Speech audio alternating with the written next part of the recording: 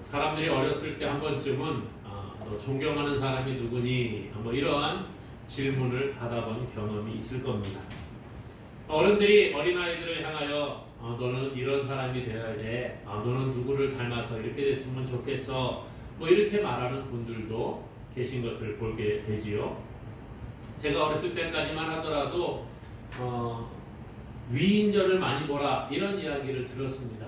요즘에도 어린이들을 가르치는 교육하는 사람들의 이야기가 어렸을 때 위인전이나 이런 책들을 많이 보게 되면 아이들이 자기의 인생의 진로나 목표를 좀 더 바르게 세워나갈 수 있다 이렇게 말하는 것을 제가 들어보았습니다. 누구를 닮아가느냐는 참 중요한 것 같습니다. 예전에 어른들은 당신들이 많이 배우지 못했기 때문에 또 직업이 좀 사람들이 볼 때에 아주 괜찮은 직업이 아니라는 이유로 너희들은 나를 닮지 말고 나보다 더 훌륭한 사람이 되어야 한다 이렇게 말하는 경우들도 있었지요. 누가 우리 인생의 모델이 되느냐, 누가 나의 멘토가 되느냐는 참 중요한 것 같습니다. 그 사람의 장래의 모습을 바꾸어 나가는 것이 바로 모델이라는 거지요. 어떤 모습으로 사람이 만들어져 가느냐는 인생을 살아가면서 참 많은 영향을 미치게 됩니다. 오늘 우리의 스승이 누구인가는 중요하다는 거예요. 어제가 스승의 날이었습니다. 스승의 날이라고 해서 요즘에는 특별히 무슨 행사를 하거나 그렇게 하진 않습니다만은 이맘때쯤 되면 꼭 우리가 누구를 본받아서 살아가면 좋을까 저는 이런 생각을 해봅니다. 그런데 오늘 우리가 읽은 본문 말씀에는 바울이 이야기하는 거예요. 내가 그리스도를 본받는 자가 된 것 같이 너희는 나를 본받는 자가 되라.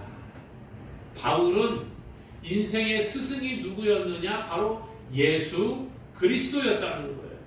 예수 그리스도를 모델로 해서 예수님이 자기의 멘토가 되시고 자기 인생의 주인이 되셔서 예수님을 닮아간 것처럼 여러분 나를 본받아서 여러분도 예수님을 닮은 삶을 살아가기 원합니다. 이렇게 오늘 본문은 우리에게 권면해 주고 있다는 것입니다. 그러면 바울이 본받은 예수 그리스도의 모습은 어떤 모습일까요? 성경에 예수님의 모습이 참 많이 소개가 됩니다만은 오늘 몇 가지만 살펴보고 은혜를 나누어 보고자 합니다. 먼저 예수 그리스도의 사랑의 모습을 본받으라는 것이에요. 에베소서 5장 2절에 보니까 그리스도께서 너희를 사랑하신 것 같이 너희도 사랑 가운데서 행하라 말씀해주고 있습니다. 예수 그리스도의 사랑을 본받으라는 거예요. 바울이 말하기를 그리스도를 본받는다는 것은 먼저 예수님의 사랑을 본받으라는 것입니다. 예수님은 우리에게 새 계명을 가르쳐 주셨는데 그 계명이 뭐예요? 사랑이라는 계명이었죠. 요한복음 13장 34절 35절에 보니까 새 계명을 너희에게 주노니 서로 사랑하라. 내가 너희를 사랑한 것 같이 너희도 서로 사랑하라. 너희가 서로 사랑하면 이로써 모든 사람이 너희가 내 제자인 줄 알리라. 예수님은요 사랑을 가르쳐 주시고 서로 사랑해라. 너희가 서로 사랑해야지 사람들이 너희가 내 제자인 줄 알 것이다. 그렇게 말해주고 있다는 거예요. 요한복음 15장 12절에도 내 계명은 곧 내가 너희를 사랑한 것 같이 너희도 서로 사랑하라 하는 이것이니라 말씀해주고 있어요.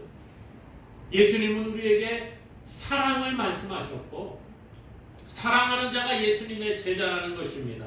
그래서 예수 그리스도의 사랑을 본받는 삶을 살아갈 것을 우리에게 말씀해주고 있는 것이죠. 그래서 바울은 예수님의 말씀을 따라서 사랑을 본받는 자가 되었다라는 거예요. 사랑하는 사람은 그러면 어떤 사람입니까, 여러분? 사랑해 본 적 있나요? 사랑하는 사람들, 사랑에 빠진 사람들을 한번 회상해 보시기를 바랍니다. 사랑하는 사람, 특별히 연인들 보게 되면 얼굴만 봐도 기분이 좋아지는 거예요. 여러분 서로 얼굴 보면 기분이 좋아지십니까? 네? 네. 아멘. 예, 그렇죠. 상대방 보면 너무 기분이 좋은 거예요. 얼굴만 봐도 나에게 해주는 것이 없어도 즐겁고 기쁘고 행복을 느끼는 것. 보고 또 봐도 좋은 거예요. 연인들 보니까 그렇더라고요. 열심히 막 하루 종일 만나서 데이트하고 놀고 뭐 그렇게 해놓고 헤어지기가 아쉬워서 서로 집에까지 데려다 준다고 갑니다. 갔다가 가라 그러면 아이고 내가 조금만 저기까지만 다시 데려다 줄게 그러고 왔다 갔다 하다가 마지못해 들어가지요. 잘자 내 꿈꿔 그러고 탁 돌아선 다음에 뭐예요? 전화해갖고 보고 싶어 이러더라고. 아니 그만 보고 헤어졌는데 또 보고 싶다는 거예요. 이게 사랑의 모습 아니겠습니다. 오늘 우리가 그런 모습이 있어야 된다는 거죠. 옛 속담에 집신도 짝이 있다, 제 눈에 안경이다 이런 말이 있습니다. 남들이 볼 때는 보잘것없어 보이고 남들이 볼 때는 매력없어 보일지라도 자기는 좋은 거예요. 오늘 예수 그리스도 안에서 예수님을 닮아 사랑을 실천하는 사람은 이런 사람이 되어야 한다는 것입니다. 보고 또 보고 얼굴만 봐도 기쁘고 행복하고 오늘 그런 사람이 되어야 되지요. 여러분 사랑하면 결점이 보이지 않는다고 하지요. 사랑하는 사람이 결점이 보이지 않는데요.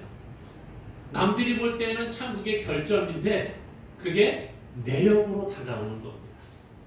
눈이 작은 사람들 당신은 눈이 작어 좀 눈이 커야지 예쁘지. 그런데 사랑하는 사람의 눈이 작으면 어때요?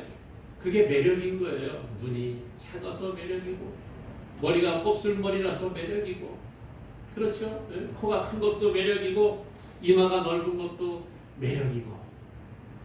제가 아는 사모님은요 그 연애를 해가지고 누구 소개를 받고 연애를 하다 결혼을 했는데 이 목사님이 좀 이렇게 중부지방이 좀 풍성합니다. 배가 좀 나왔어요. 그런데 결혼할 때까지 배 나온 걸 몰랐대요. 그리고서는 나중에 한참 오래된 다음에 당신 배가 좀 나왔네요. 그러더라는 거죠. 그래서 제가 그 얘기를 듣고 막 웃었어요. 원래 있던 배인데 안 보이는 거예요. 결혼을 하고 나서도 안 보이더라는 거죠. 나중에 보니까 배가 좀 나온 것 같네 이런 생각이 들었다는 거죠. 사랑하면 그런 거 아니겠어요? 결점이 보이지 않습니다. 그런데 우리는요 다른 사람의 결점 볼 때가 참 많이 있다는 거예요.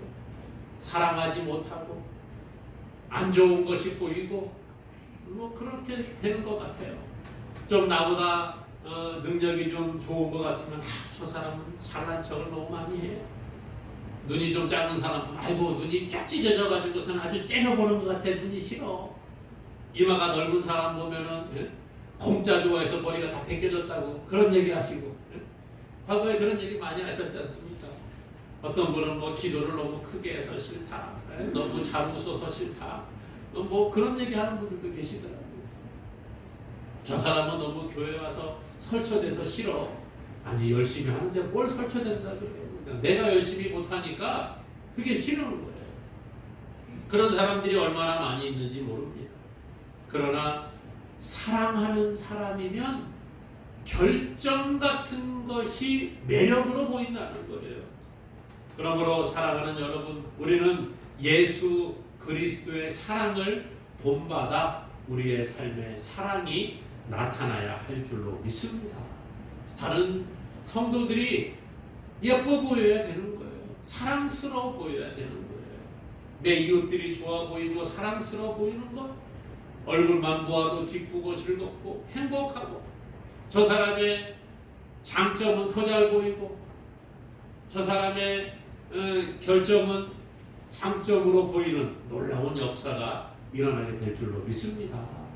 예수님은요 우리를 사랑하시는데 얼마나 사랑하셨느냐, 자기의 목숨까지도 아까워하지 아니하고 우리에게 내어주시기까지 사랑하셨다는 거예요. 예수님은요 사람이 친구를 위하여 자기 목숨을 버리면 이보다 더 큰 사랑이 없다고 요한복음 15장 13절에서 말씀해 주셨어요. 사람이 목숨을 버리는 것, 친구를 위해 자기 목숨을 버리는 것보다 큰 사랑이 없다? 그렇죠. 아무리 사랑에 좋아해더라도 자기 목숨까지 내어줄 만큼 사랑한다는 게 얼마나 큰 사랑이겠어요. 부부간에도 그런 사랑하기 힘듭니다. 가족간에도 그런 사랑하기 힘듭니다. 그런데 예수님은 당신의 몸을 우리에게 내어주시기까지 우리를 사랑하셨다라는 것이죠. 요한복음 10장 11절에 말합니다. 나는 선한 목자라. 선한 목자는 양들을 위하여 목숨을 버리거니와 그랬어요. 예수님은 선한 목자이기 때문에 양들을 위해서 자기 목숨까지 내어주신다는 거예요. 그리고 실제로 예수님은 십자가에서 죽으심으로 그 사랑을 실천에 옮기신 줄로 믿습니다. 요한은 요한일서 3장 16절에서 그가 우리를 위하여 목숨을 버리셨으니 우리가 이로써 사랑을 알고 우리도 형제들을 위하여 목숨을 버리는 것이 마땅하니라 그랬어요. 예수님의 사랑을 닮아서 형제를 위해 목숨을 버리는 게 마땅하다. 이 어려운 걸 우리 보고 하라는 것이죠. 그러나 사랑하는 여러분, 우리가 정말 이 목숨까지도 내어줄 수 있는 사랑하는 게 쉬운 게 아니잖아요. 그래서 성령의 도움을 구하는 거 아니겠습니까? 우리는 연약한 존재들이에요. 죄 가운데 놓여있는 사람들은 이러한 예수님의 사랑을 실천할 수가 없습니다. 남을 위해서 목숨을 버리는 것 가능합니까? 힘들 거예요. 저도 제 아이들 대신 당신이 죽으시오 그러면 한번 고민해 봐야 될 것 같아요. 그렇지 않겠습니까? 가족을 위해서도 대신 죽어라 그래도 대신 죽어야 되나? 좀 더 살아야 되나? 이런 고민을 할 텐데 쉽지 않다는 겁니다. 여러분, 우리는 목숨은커녕 내 시간도 남들에게 내어주지 못해요. 내 재물도 남들에게 내어주지 못합니다. 내 자존심 때문에 저 사람이 나보다 잘난 것 같으면 그 사람에게 고개 숙이고 들어가는 것조차 못하는 게 우리의 모습이라는 거예요. 그러나 바울은 말하기를 내가 예수 그리스도를 본받는 자가 된 것처럼 여러분들도 나를 본받아서 예수님을 본받는 삶을 살기 원합니다. 그렇게 말해주고 있다는 거죠. 그리고 바울은 실제로 예수 그리스도를 본받아서 자기의 목숨도 아까워하지 아니하고 복음에 헌신하는 모습을 보여주었습니다. 그러므로 사랑하는 여러분, 우리도 예수님의 이러한 사랑을 본받는 자가 될 수 있기를 바랍니다. 우리를 위하여 당신의 목숨까지 내어주신 그 예수 그리스도의 사랑을 본받아 우리가 다른 사람을 사랑하고 그 사랑을 전하는 우리 모두가 될 수 있기를 주님의 이름으로 간절히 축원합니다. 또 오늘 바울은요, 예수 그리스도의 섬김의 모습을 본받았다라는 것입니다. 하루는 예수님께 한 여인이 찾아옵니다. 세베대의 아들들의 어머니이지요. 이 여인이 찾아와서 예수님께 청탁을 하는 거예요. 예수님의 제자들이 많이 있는데 그 중에 12를 택하셨는데 그 12명 가운데에 우리 아들 2명 있잖아요. 그 아들 한 사람은 예수님 오른편에, 한 사람은 예수님 왼편에 설 수 있도록 좀 잘 부탁합니다. 그리고 청탁이 들어왔습니다. 몰랐으면 좋았을 텐데 다른 제자들이 그것을 알았어요. 그리고 제자들이 어땠을까요? 야, 그래, 세베대의 아들들 훌륭하니까 저 사람들이 예수님의 오른편, 예수님의 왼편에 저 형제들이 딱 있으면은 참 좋을 거야, 이렇게 생각을 했으면 얼마나 좋겠어요. 근데 그렇게 하지 않지요. 어떻게 합니까? 성경에 보니까요, 제자들이 그 이야기를 듣고 마음에 분이 가득했다 그래요. 그래서 막 서로 네가 크냐 내가 크냐 막 다투기 시작을 하는 겁니다. 예수님께서는 제자들이 서로 크고자 하는 그 생각을 알고 섬기는 자가 되어야 한다, 그렇게 말씀해 주지요. 마태복음 20장 28절에 인자가 온 것은 섬김을 받으려 함이 아니라 도리어 섬기려 하고 자기 목숨을 많은 사람의 대속물로 주려 함이니라 그랬어요. 예수님이 오신 것이 왜 오셨다고요? 섬기기 위해 오셨다는 거예요. 그래서 예수님은 섬김의 본을 보여주셨습니다. 요한복음 13장에 보면 예수님이 그 제자들의 발을 씻기는 내용이 나옵니다. 그러면서 예수님이 제자들의 발을 씻어주시면서 말하는 거예요. 내가 너희에게 발을 씻어주는 것이 옳다. 내가 너희에게 행한 것 같이 너희도 행하게 하려 하여 내가 본을 보였노라. 섬김의 본을 보여주셨다는 거예요. 서로 발을 씻어주는 그러한 섬김, 이것이 하나님께서 기뻐하시는 모습인 줄로 믿습니다. 사실 다른 사람을 섬긴다고 하는 게 쉽습니까? 쉽지 않은 거예요. 나보다 다른 사람을 더 높은 자리에 둔다. 이건 참 어려운 것 같습니다.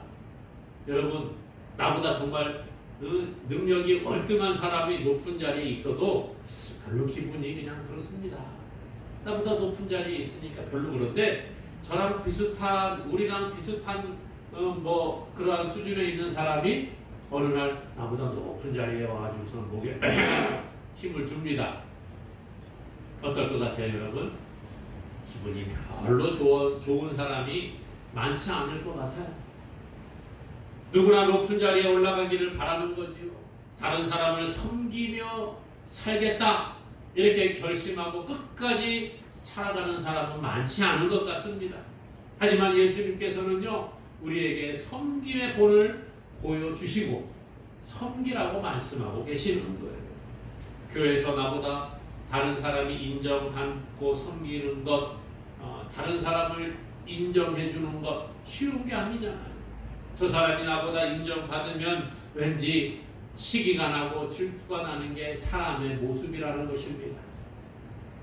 우리 교회는 안 그렇겠습니다만은 어떤 교회들을 보게 되면 임직을 위해서 이 선거를 하지 않습니까? 예를 들어 장로를 뽑고 권사님을 뽑고 또 집사님을 뽑는 이러한 선거가 되면 그 서로 분위기가 좋던 성도들이 서로 좀 서먹서먹해지는 경향들이 있습니다.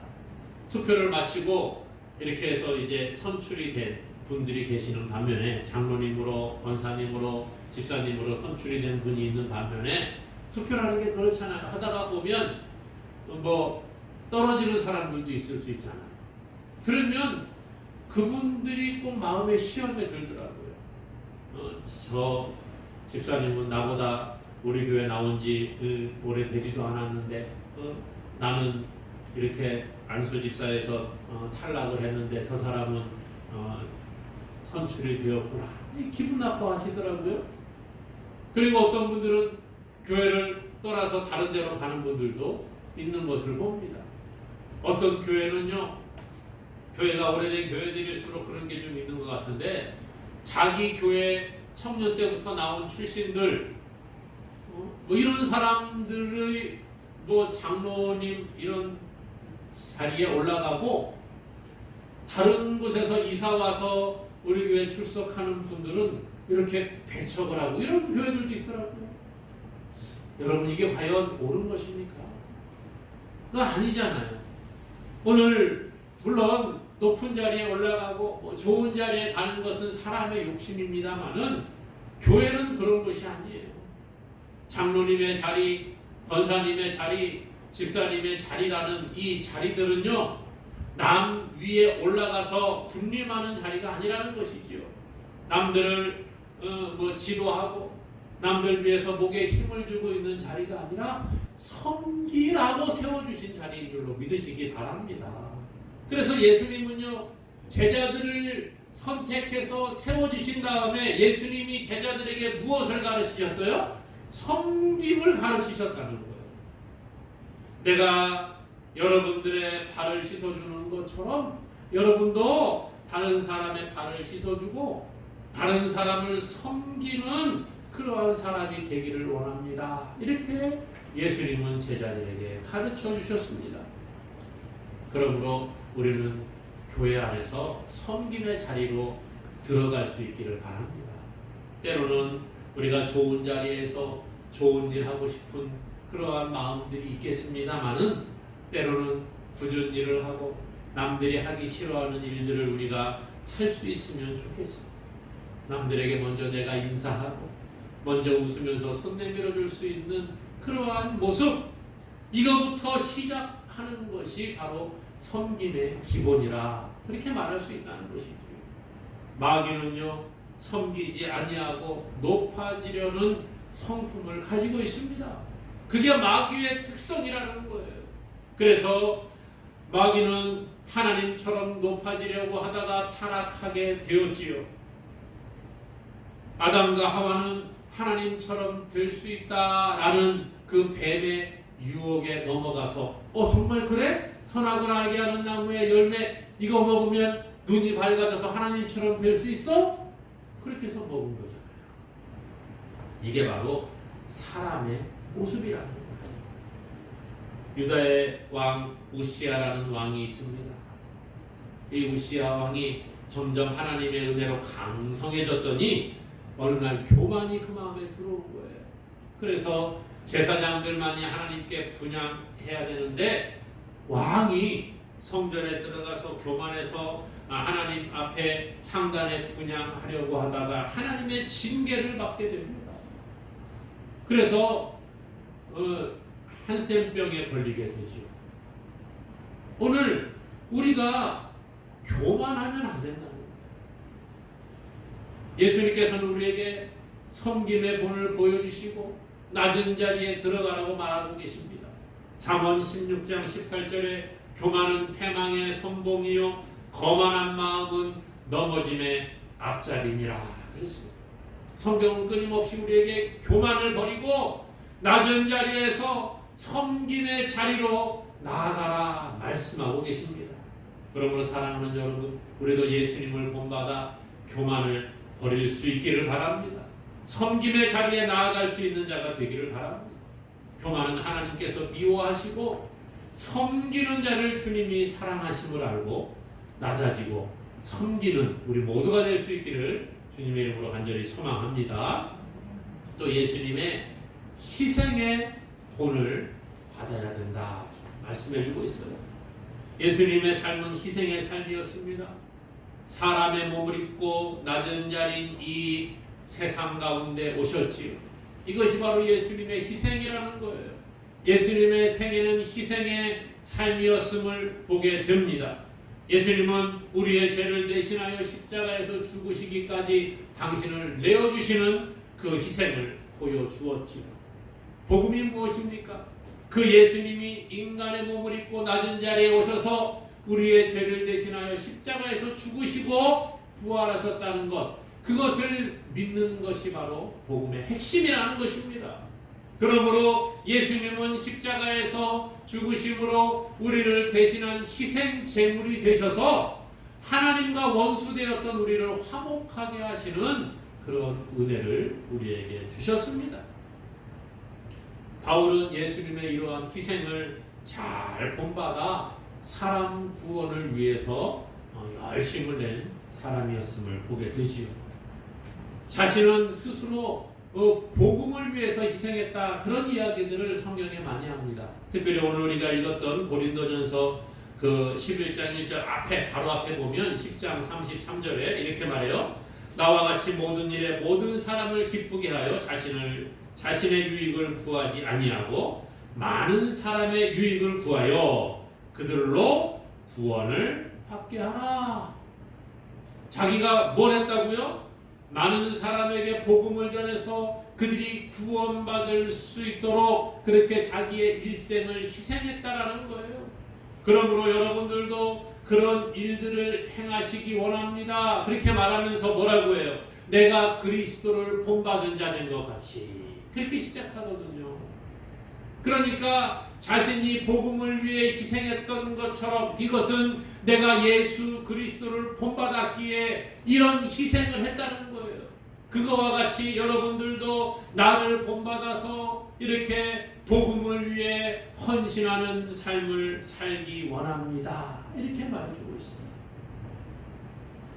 오늘 바울을 본받아 우리 믿음의 선배들이 얼마나 복음을 위해 희생하고 헌신했습니까?